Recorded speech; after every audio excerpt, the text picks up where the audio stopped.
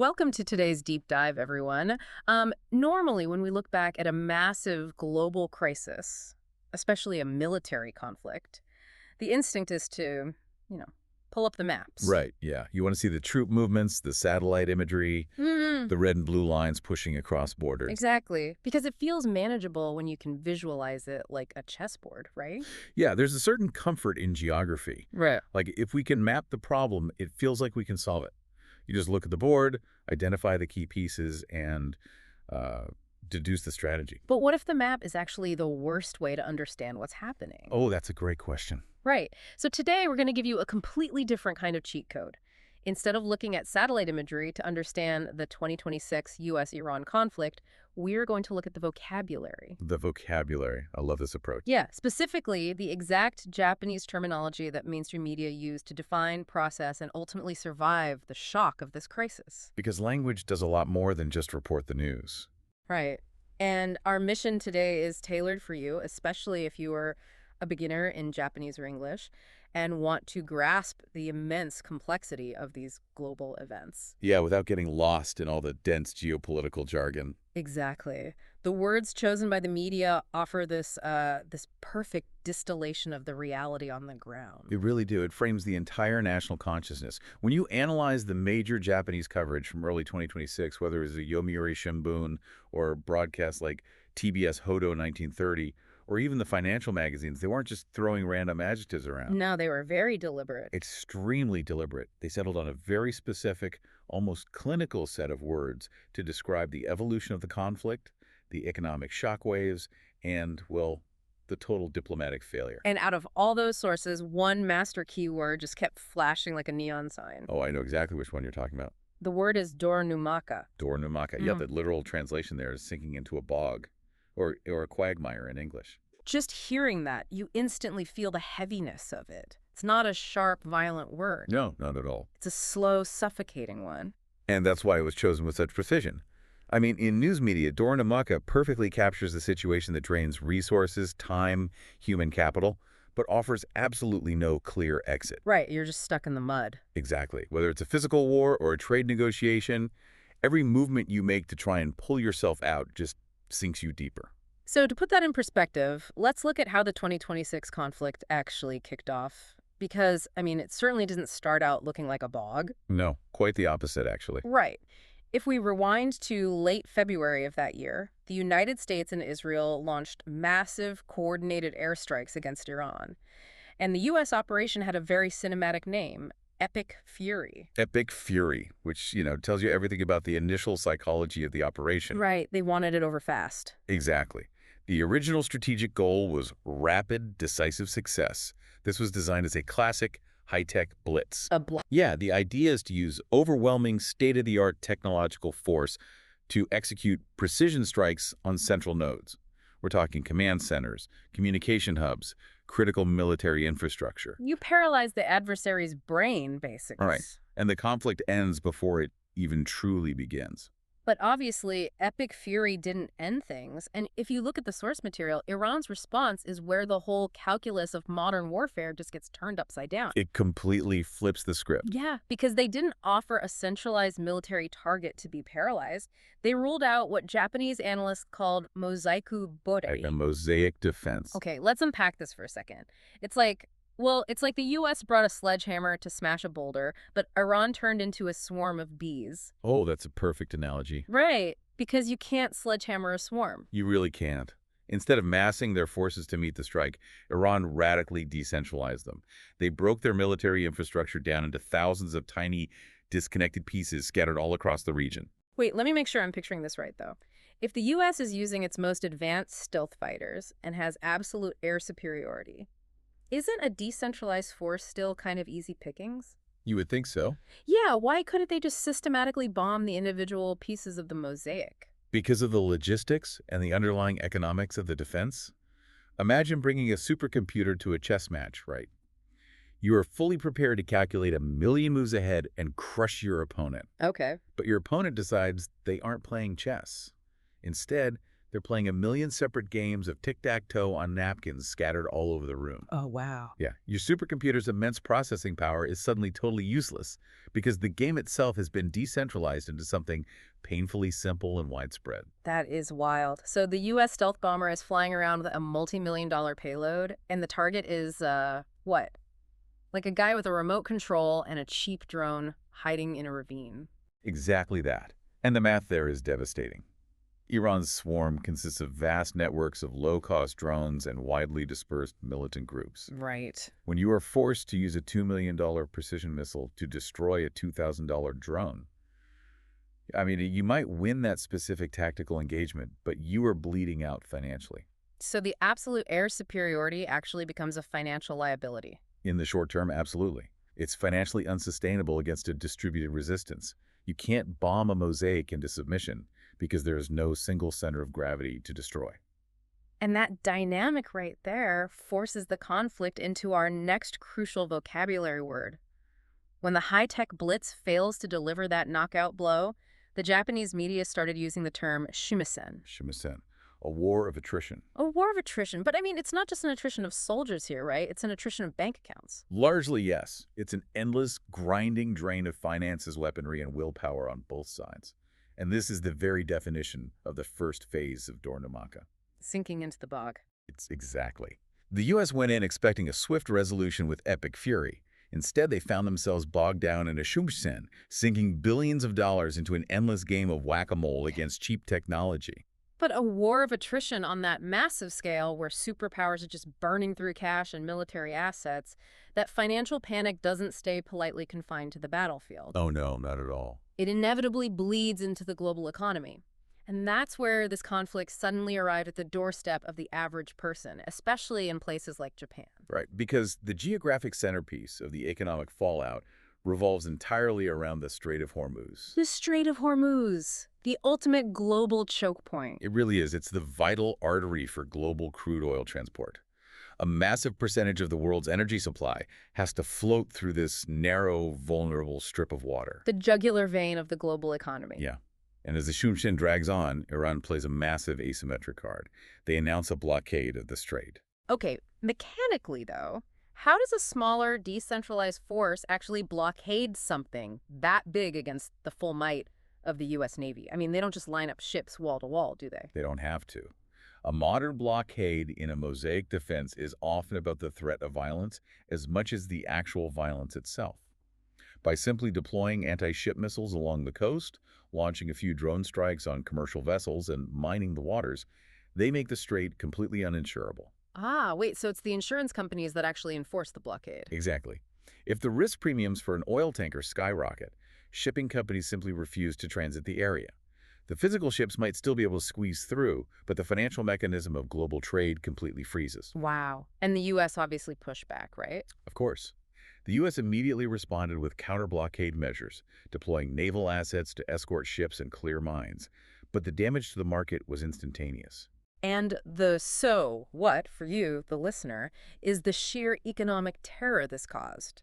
For a country like Japan, which relies heavily on imported energy to power its manufacturing sector and heat its homes, a disruption at Hormuz is an existential threat. Absolutely. International energy prices skyrocketed. Massive supply chain chaos. Right.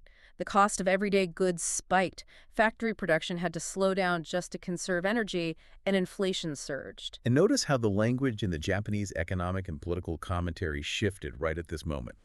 They stopped talking about a localized military quagmire, and they adopted a very specific phrase, Chuchujisei no Doronumaka. The quagmire of the Middle East situation. Yes, the bog had expanded from the battlefield into the global supply chain. But here's where it gets really interesting and, well, a bit scary for the global economy. If this blockade is causing mutual economic pain, if it's hurting everyone's wallet and disrupting the whole world's supply chains, how does this conflict keep growing instead of shrinking? That is the paradox of it. You'd think the sheer financial terror would force everyone to back down and negotiate immediately. You would think so, if it were a conventional war between two isolated nations. Right. But a proxy war, operating on a mosaic defense, functions very differently. It's highly combustible. Right. And the Japanese media captured this terrifying, expanding dynamic with the term senkakakudai. Senkakakudai. The spreading of the flames of war. Because the conflict could no longer be contained just to the U.S. and Iran. It became a multidimensional crisis. The mutual economic pain doesn't always lead to a ceasefire. Sometimes it leads to desperation and escalation. So other groups jump in? Exactly. Various proxy groups across the wider Middle East were activated.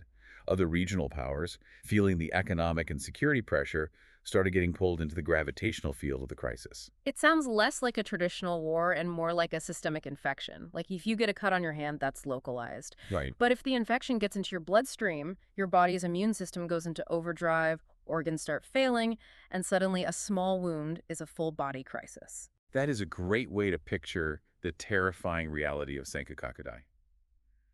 Every movement made by the U.S. or Iran to try and pull themselves out of the quagmire simply agitated the situation further. It activated new proxy groups and drew new countries into the mud. So the grinding Shunshsen feeds the spreading flames of Senkakukai. Exactly. Which brings us to the diplomats.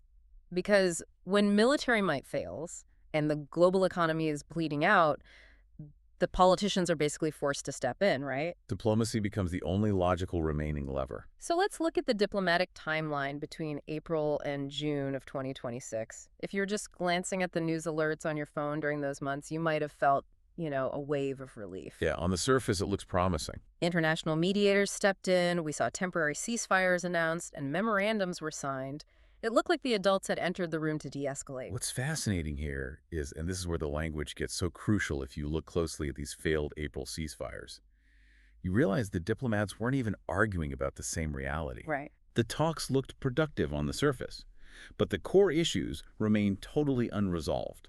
We're talking nuclear issues, sanction relief, and the fundamental restructuring of the Middle Eastern geopolitical order. They were completely deadlocked. Why, though? What were the actual mechanics of that deadlock? Because both sides obviously want the bleeding to stop. Now, remembering that we are looking at this totally neutrally, just based on the source material, what were the opposing positions? Well, to understand the deadlock, we have to look at the core, diametrically opposed requirements of both nations. For the United States, the non-negotiable issue is the Iranian nuclear program, which it views as an existential threat to regional stability. Okay, that makes sense from their perspective. Right, and for Iran, the non-negotiable issue is the crushing framework of economic sanctions, which it views as an illegitimate strangulation of its sovereignty and economy. Okay, so the obvious trade is Iran dismantles the nuclear program and the U.S. lifts the sanctions. Why is that so impossible to execute? Because of the mechanics of trust and verification. The U.S. position is that sanctions cannot be lifted until there is absolute, verifiable dismantling of the nuclear program. But verifying the destruction of advanced centrifuges and nuclear material takes an enormous amount of time, often years. Oh, and Iran's economy is actively suffocating right now. They can't wait years. Precisely. Iran's position is that they cannot agree to physically dismantle their ultimate leverage without immediate, guaranteed upfront sanction relief. Furthermore, you can destroy a centrifuge, but you cannot destroy the scientific knowledge of how to build one. That's true. So the U.S. is perpetually suspicious that the program will just restart, while Iran is perpetually suspicious that the U.S. will just snap the sanctions back into place the moment their leverage is gone. It's a true structural paradox. Neither side can take the first step without feeling dangerously exposed. So the foundation of the conflict remains completely untouched. Exactly. And when those superficial temporary ceasefires inevitably fall apart because of this paradox, the situation doesn't just quietly go back to the status quo. No, it snaps back with even more volatility. And that violent snapping back brings us to the next key term, kinpakuka. Kinpakuka. It translates to a sudden, volatile escalation or tensing of the situation. It's not a gradual buildup. It's the feeling of a rubber band being pulled tighter and tighter under the illusion of a ceasefire, and then it suddenly snaps. So every time the diplomatic talks fail, you experience kinpakuka. The tension spikes, the shipping insurance rates at the Strait of Hormuz panic all over again, and the fear of a massive region-wide military explosion returns in an instant. You go from the false hope of peace right back into the fire. Wow. And this grueling cycle, the initial blitz failing, the grinding attrition, the economic panic, the false hope of diplomacy, and the sudden snapback of tension, all of it culminates in the final, most devastating phrase used by the Japanese media. The ultimate phrase, Deguchi naki Doronuma. Deguchi naki Doronuma, a quagmire with no exit. It really is a bleak piece of language. It is, but it perfectly captures the dilemma. It does, because it encapsulates the ultimate geopolitical trap.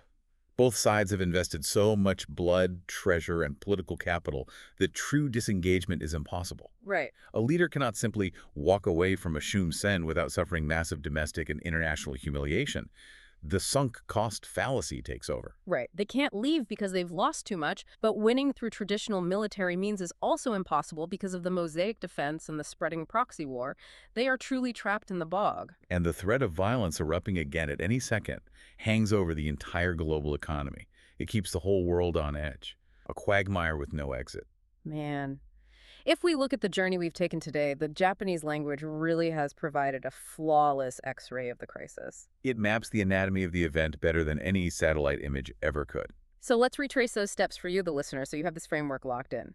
We started with epic fury, a high-tech blitz that was supposed to be fast. But it ran into a decentralized mosaic defense. Right, forcing a Shumsen, a grinding financial and military war of attrition. And that attrition bled into the global markets at the Strait of Hormuz, hurting countries like Japan. Yeah, and the mutual pain didn't stop the fighting. Instead, it led to Senka Kakudai, the spreading flames of war, drawing in new proxies.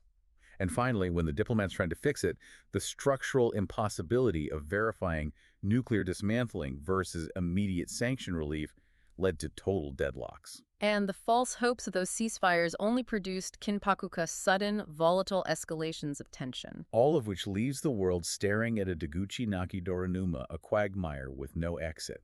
The ultimate Doronumaka. By understanding these specific terms, you aren't just memorizing vocabulary, you're downloading an entire framework for how a modern crisis evolves and impacts your own life. Absolutely.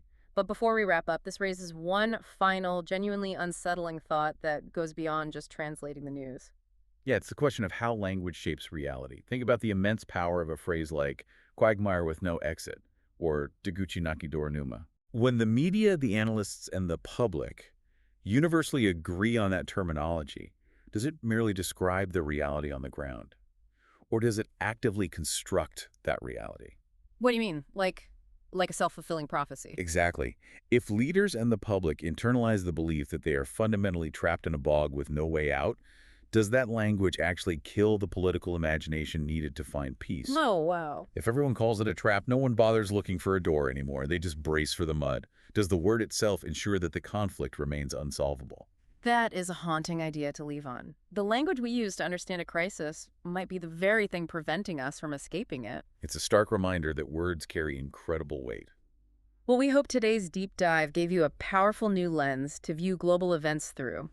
Sometimes you have to look away from the map, put down the economic charts, and just listen closely to the words being used to frame the chaos.